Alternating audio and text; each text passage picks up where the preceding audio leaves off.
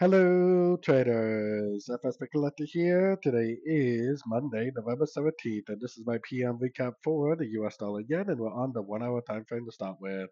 So, anyways, on the 1 hour time frame, we ended up pushing beyond the 78% Fibonacci retracement.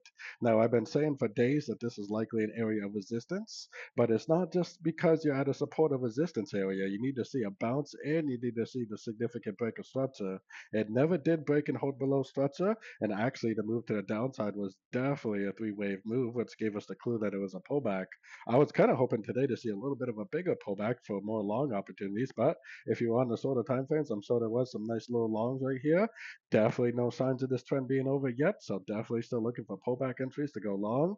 My next target would probably be the 90% Fibonacci retracement for the daily time frame. So anyways, don't forget to check out my website, linked over here in the corner. And as always, thank you for watching and happy trading.